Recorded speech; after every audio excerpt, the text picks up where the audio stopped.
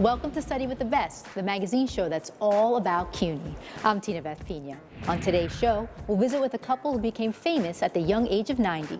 We'll look at urban coyotes, and we'll also find out what one man is doing to decrease money's influence on politics. But first, over the last 150 years, coyotes have been making their way east and have become the newest immigrants of New York. As a result, New Yorkers and coyotes are learning to adapt to this new coexistence. I put up the camera sometimes around just about knee height, and then when I'm ready to go, the fun part about it is always testing to make sure that it's detecting the animal where you'd like it to in the field of view. And one camera is good for about how many square feet or miles? It depends on the animal. When I'm doing a deer survey or coyote survey, I generally have these cameras spaced out every 500 meters. And that's roughly based on an average home range for female deer. And so now you just look very awkward, pretending to simulate the animal's movement. And you can see that red light. That red light goes off every time it detects my movement.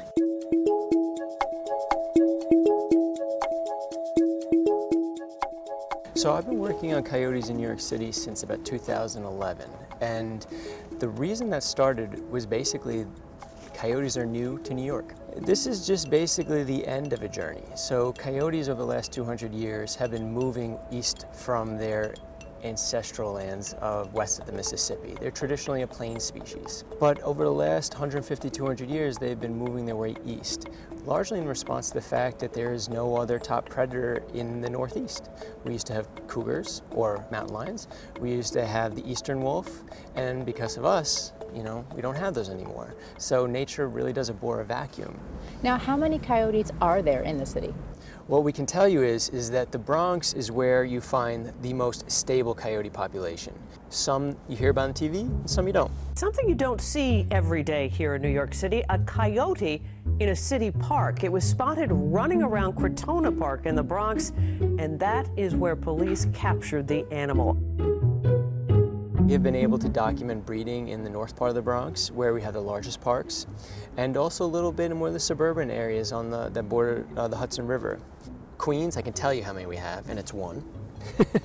And one single lonely individual. And Manhattan really doesn't have a permanent resident coyote. They come and go. Tell me about the coexistence between us and the animals around us. Living in close proximity to wildlife in suburban, urban areas is a new phenomenon in a lot of different places. And we have to always worry about the wildlife population, but also the human population. I would say with regard to our own safety, when it comes to coyotes, there truly is very little risk living around coyotes if we keep them wild, if we don't feed them. Because if you're feeding cats, you're feeding the raccoons, you're feeding the skunks, and you're feeding potentially coyotes. Now with that said, homeowners would have to take some certain precautions, especially if they have pets. Small dogs that are tethered outside, kept on a leash. Coyotes, dogs, they're both canids. And as a result, when the coyote comes through and here's a little dog that can't back down because it's tied up, that is a threat to the coyote. It's like, this is my property. On average, 4 million people are attacked by dogs every year. The last attack on a human in the tri-state area is 2010, by coyote, to put that in perspective. In 2012, 37 people died in the United States from a dog attack. No one has ever died from a coyote attack in New York State. But I'm the first to understand that everybody will fear what they don't know. And so part of our job with this research project is not just to find out how many coyotes there are or where they live or where they travel, but it's also to introduce it to the city.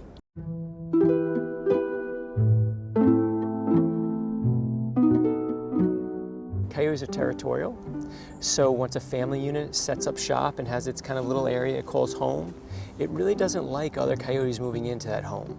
So that regulates the population. It can't get that high. And how can people see coyotes not as pests in their homes, in their backyards? There's potential benefits for living with a predator like the coyote. They may help to regulate the deer population. They may help to regulate the rodent population. And if people are aware of coyotes, the potential for living with them, and keep them wild by not intentionally feeding them, I think there will be very few instances of negative interaction. A greener city means a city with more biodiversity. I don't really know why we would draw the line saying it's great to have green roofs, it's great to have cleaner water, it's great to have oysters, but we don't want coyotes or deer. To me, it's just fulfilling the story. And if 10 years from now, we have coyotes in more parks and there's no negative interaction with people, I think we have a richer city for it.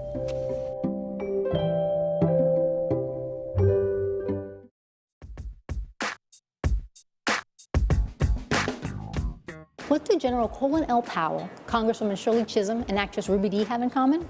They all graduated from CUNY and went on to have successful careers. I caught up with one up-and-coming young leader who's getting ready to graduate from Medgar Evers College, and she's already started making a name for herself. Good afternoon. My name is Lisette Ortiz. I'm so honored to be here today. Like many of New Yorkers, I was not born here. But New York City is my home. Lisette Ortiz, who was born in the Dominican Republic, came to New York when she was just 15 years old, and 8 years later was chosen to introduce former President Bill Clinton at Mayor Bill de Blasio's inauguration. There must be something very special about you to be able to come and introduce the President of the United States at Mayor Bill de Blasio's inauguration. For me, when I got the phone call, I was like, really? Me? Are you sure it's me? I couldn't believe it was me.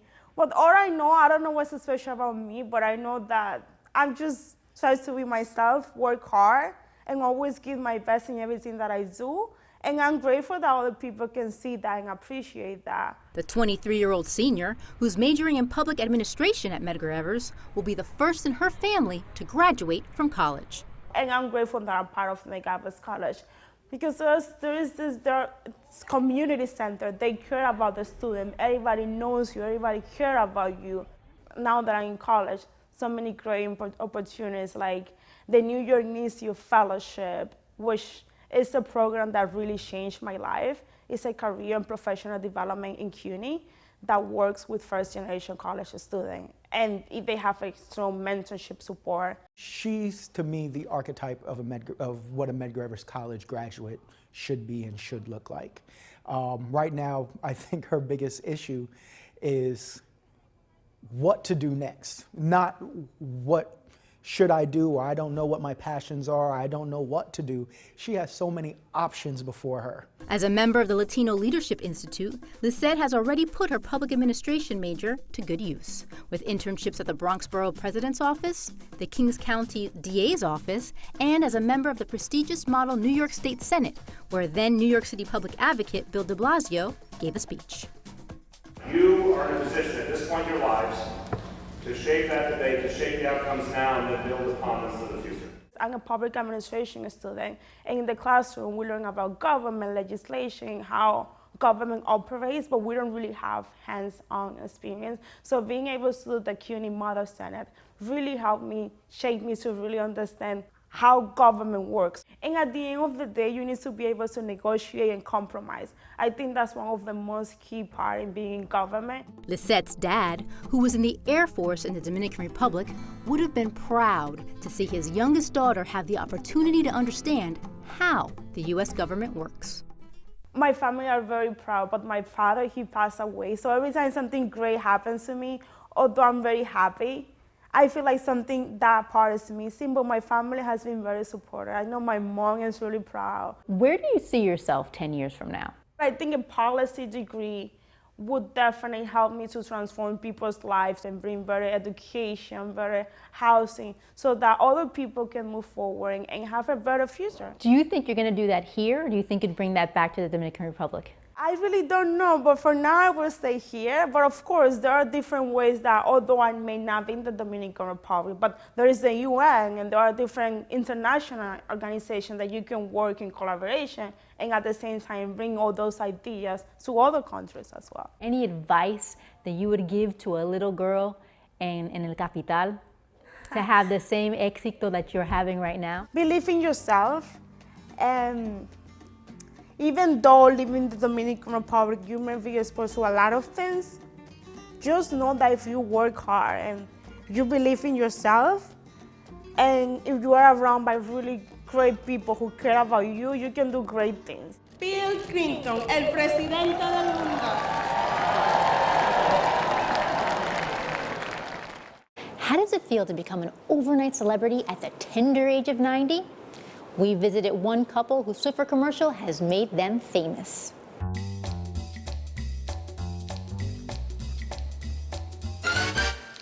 If I know anything about visiting grandparents, you never show up empty-handed.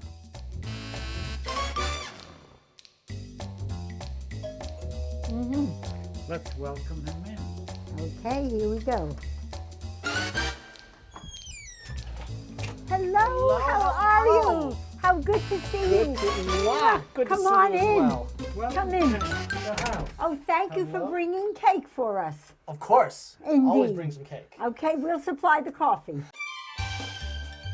Is this where all the cleaning happens? This is where the cooking happens. Cooking happens. And this is the kitchen of Lee and Morty Kaufman, a couple who found unexpected fame at the age of 90 just by being themselves. As the new face of the Swiffer brand, you may have seen the commercials that were filmed right here in their home on Long Island. Be careful, babe. I know. Watch out when you step up. That's your line. Be careful. Okay. La la la la la la la.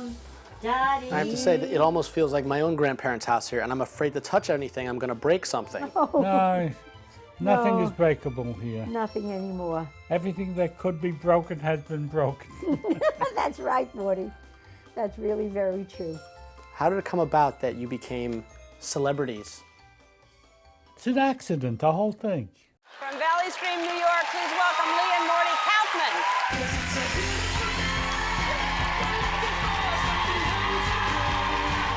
And we didn't do a thing actively for it. They came here in 2 days, they finished the shoot.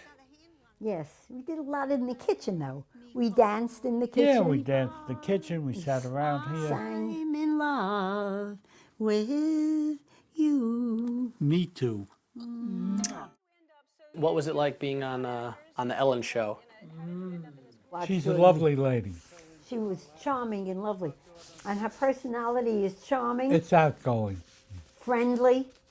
She made us most There's a comfortable to reason be for her there. success. She said you guys are getting a year-free cleaning service. Is that actually happening? Are people coming over to your house to clean now? We've had them here twice since Once a it month. started. They come. Well, they skipped a month, but they came. Yes. And I have a regular cleaning girl who's been with me for years. So sometimes we're overrun with cleaning people. We're very clean. is It's the a bottom clean line. house. Thank goodness. We're here. We're making your place famous. We're recognized a lot. Occasionally people come over and say that they enjoy the commercials. They're all very nice to us, very pleasant. And then they ask us may they please have their picture taken with us, which I don't see the sense of, but our pleasure. We oblige. We're very accommodating. Well, they're very sweet and very They're pleasant. very and nice. very Everybody's nice. So what do you think? Why do you think people love you guys so much? What do you think the appeal is? It's a That's real where- mystery. Yes, it is a mystery to us. We're two certainly older people. That may be some of the appeal. The fact that we're old, we may remind them of the grandparents, I don't know. It's been a fabulous experience coming at this point in our lives. I never even had a dream that such a thing would ever happen to us. It's been wonderful, and people are wonderful. All just from dusting. Oh, yes, you might say that. You just Isn't that might say amazing? Isn't it amazing? I'm still, my head is spinning. You're involved in the Hunter Alumni Association. Yeah.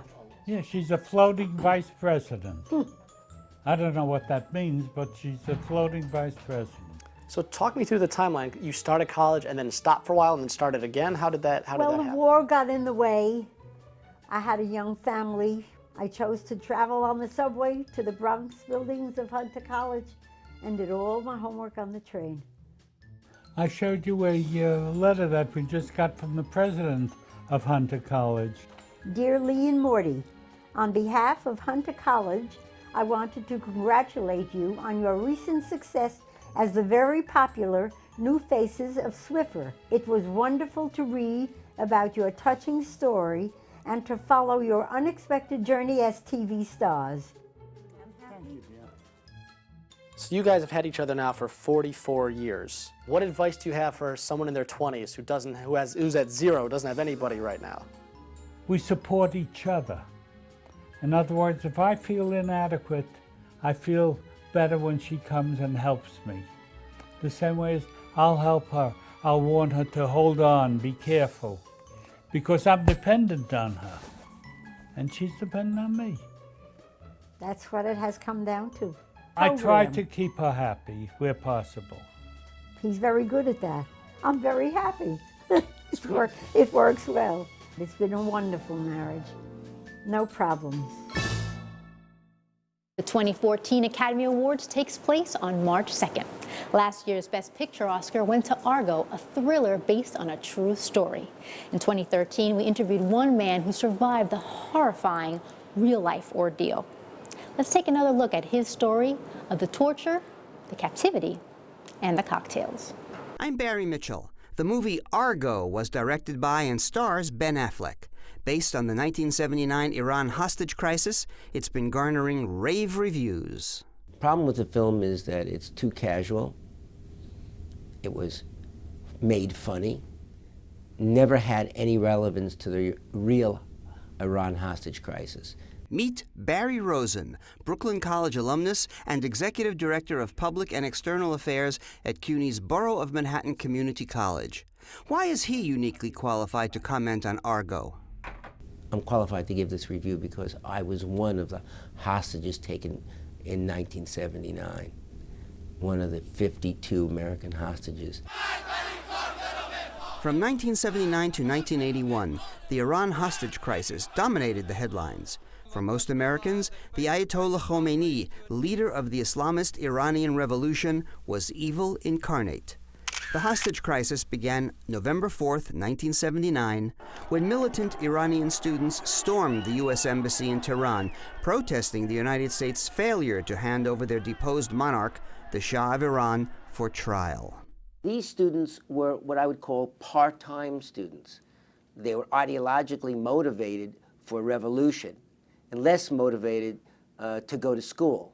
What were you doing in Iran in 1979? It all started as a Peace Corps volunteer in 1967, 1969. In 1979, I was the U.S. press attaché to the embassy in Iran.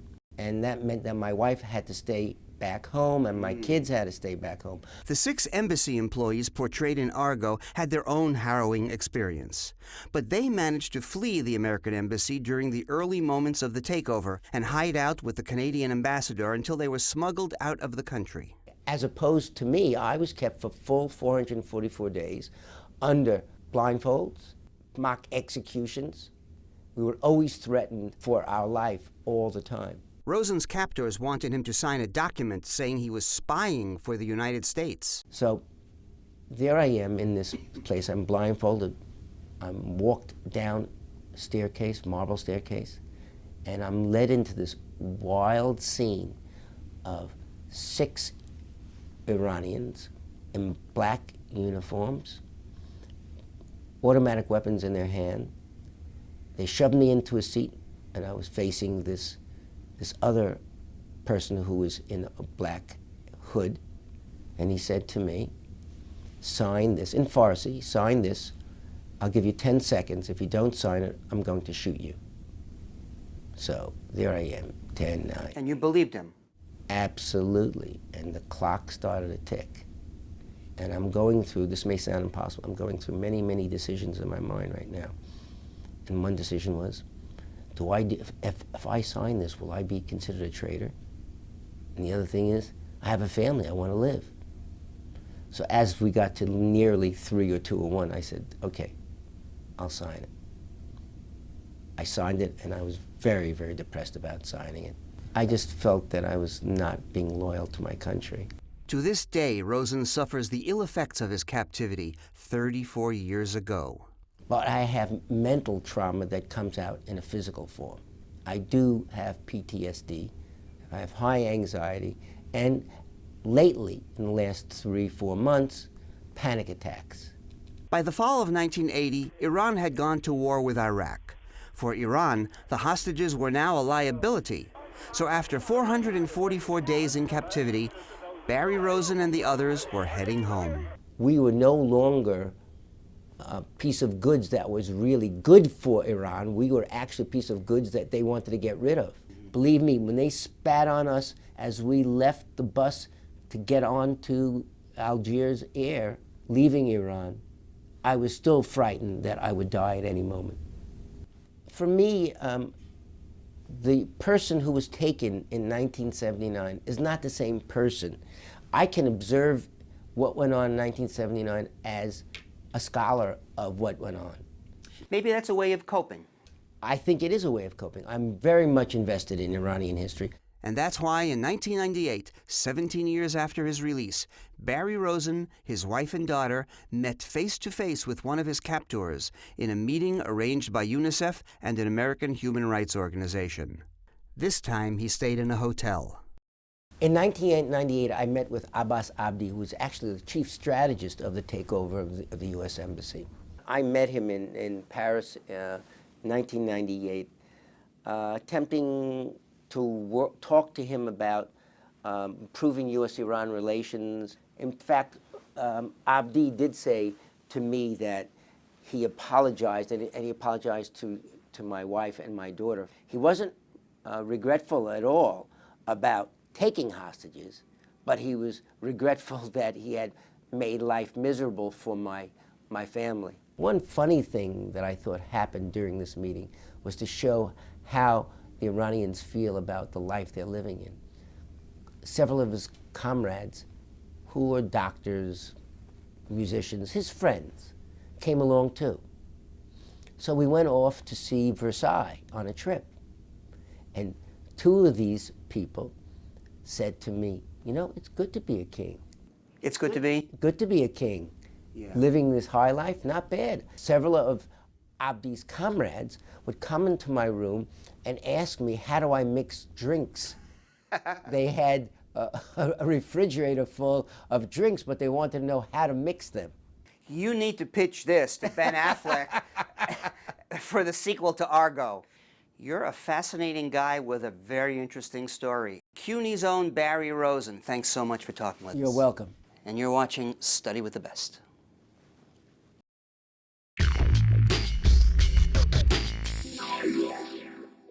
Did you know that in the 2012 presidential election, over $1 billion was contributed to the two political campaigns?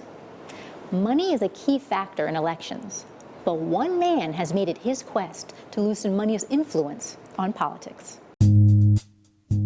My name is Matt Edge, and I'm a somewhat recent graduate of CUNY Law School. I'm the founder of an organization that works to make sure that voters know where candidates stand on money in politics before they vote. It's a list of voters who say to politicians, if you want our vote, you need to support getting big money out of politics. And they sign up to be contacted by us before each election to be informed about where candidates stand in their district. We do phone banking, we knock on doors, we do literature drops, making sure that in that week before the election, everyone knows where candidates stand on this critical issue. There's a number of different campaign finance reform proposals out there. There's the fair elections model, which is essentially what's been used in New York City, where you get it's a matching system where every small dollar donation you raise gets matched by the state. Another model which has been enacted in places like Maine and Arizona is the clean elections model, which is more democratic in the sense that it's not the number of dollars that you get that determines how much money you get from the state, but it's the number of supporters. These systems like clean elections that's passed in Maine give challengers, give candidates who opt into the system a really good chance of running, sometimes and often a chance that they would never otherwise have had. Through these public financing systems that have been enacted in a number of states, that the candidates themselves have some money that they can work with to get their message out there. Getting robust campaign finance reform on the federal level is a long-term strategy. We're focusing on the state level first as a building block to build momentum on the federal level. This first one, which is easy, then the bridge, which is hard, and then the walkway, which is easy. just in the idea that, you know, the bridge is high profile. Yeah. Hopefully we get in and get out fast enough, you know? We decided to do this banner drop called 99 Reasons. It was 99 Reasons to Occupy Democracy. We made 99 individual banners. Each one said, get money out of politics for a different reason. Reasons like, you know, for a living wage, to end stop and frisk, to support green jobs. The banner drops stretched from Washington, D.C., up 95, up the coast, all the way to 87, up to Albany. We had to get a whole bunch of people, 100 people actually, to drop all the banners that we needed to drop within a very limited time frame. We were able to see money out of politics activists from Philadelphia, from DC, from Albany, from New York City, all coming together to do this massive banner drop. With the rise of the social media, we felt that we really needed to come up with our own means of communication. And so with this banner drop, not only were literally millions and millions of people seeing these banners on the highways, but we were making a film about it. So it could be spread through the social media. At CUNY Law, I got involved with the Community Economic Development Clinic. And one of the great things about CUNY is that they're real believers in teaching by doing, and gave us real hands-on experience in helping non-for-profits. We got to be creative about how we were going to use the law to help further our objectives. We make sure that the voters in each election know these are the candidates that want to keep you silenced. These are the candidates who want to make it so only the wealthy have a voice in our government. And these are the candidates who are saying, yes, we want to get money out of politics. We want regular people to have a voice.